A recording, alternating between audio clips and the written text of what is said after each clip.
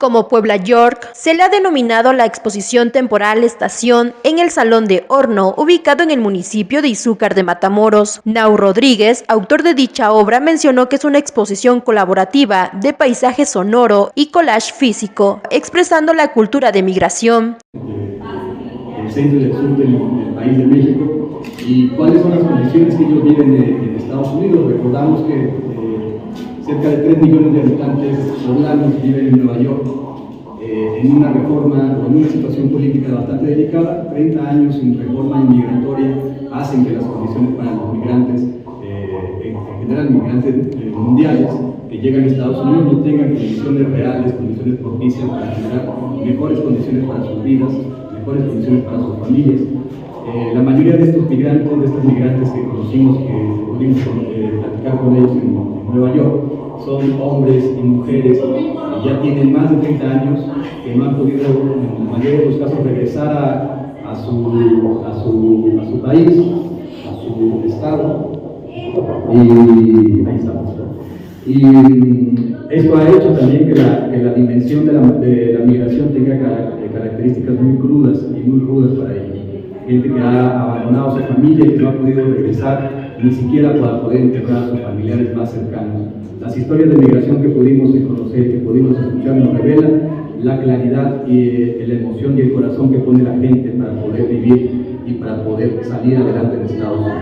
Nos sorprendió en muchos de los lugares que platicamos con las personas, nos referían que los poblanos, que los migrantes latinos habían llevado las flores a Nueva York, porque en Nueva York no había esta facilidad para trabajar las plantas, para trabajar las flores, y muchos de estos migrantes y muchas de las organizaciones que trabajaban allá nos hacían ver que no solo la migración genera estrategias económicas para generar mejores condiciones, sino que también embellecen las ciudades, embellecen los espacios.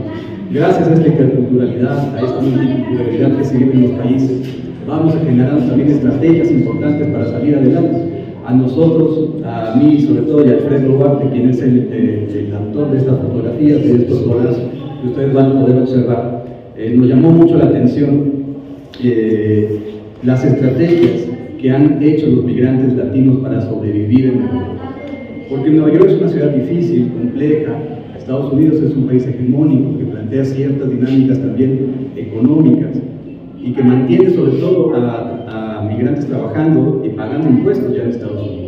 Muchas de estas familias han logrado hacer negocios propios, han logrado crear sus propias formas de generar economía. Y esto nos hace observar también cómo las dinámicas al interior de los países van cambiando. Y a nosotros nos llamó mucho la atención. Nosotros llegamos a inicio del 2022, acababa de terminar la pandemia, habíamos planeado ir un año antes, la pandemia no nos permitió acercarnos, pero cuando fuimos a Nueva York en este post-pandemia, pudimos conocer las estrategias que trabajaban ellos. Tenía que ver mucho con las formas que habían entendido ellos de vivir en sus lugares nativos. Y ustedes lo pueden ver, las estrategias de vida comunitaria no solamente sobrepasan a las comunidades indígenas, a las comunidades rurales, sobrepasan a los niveles en acciones cotidianas que generan estrategias de solidaridad, de hermanamiento, crean estrategias de tequio, crean estrategias comunitarias que además generan beneficios también para los propios americanos.